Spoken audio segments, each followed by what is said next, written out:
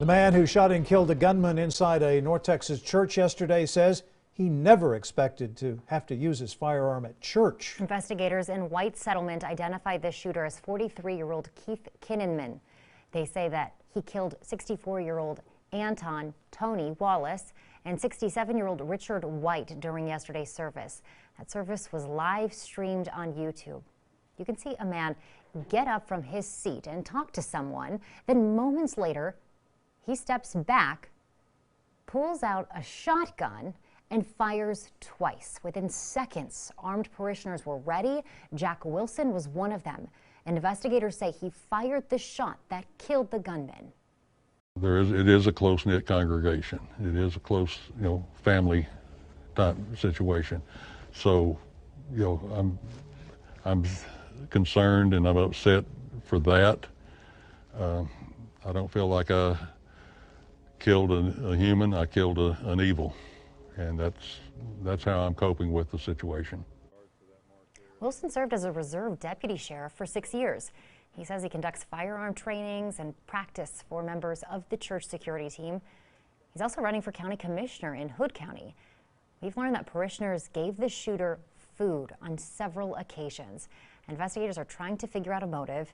He did have a criminal record in Tarrant County. That includes charges of aggravated assault with a deadly weapon in 2009. And then we have also seen a mugshot from an arrest for theft of property in 2013. Texas Attorney General Ken Paxton says churches across the country should embrace the idea of arming congregants. We can't prevent every incident. We can't prevent mental illness from occurring, and we can't prevent every crazy person from pulling a gun, but we can be prepared like this church was. The Texas Pastors Council echoed that sentiment today. The organization says every church should have a plan and trained staff. Their statement says every church must not let the culture around us decay into chaos. KXAN's Jacqulyn Powell looked into how churches in the Austin area are working to do just that. The Texas Pastors Council says a lot of churches in the Austin area have volunteer safety programs in place, like that at West Freeway Church of Christ. Many also hire local law enforcement. Austin Police, along with Travis and Williamson County Sheriff's deputies, contract with churches to have officers and deputies present in services. The Travis County Sheriff's Office says under these agreements, peace officers are in uniform and work exactly as they would if they were on the job. And dispatchers also know their locations. The only difference is the church is paying them to be there in what would usually be their off time. APD also offers active shooter training for places of worship, where the congregation is taught how to best react and protect itself should someone open fire. And it's smart to have a security detail.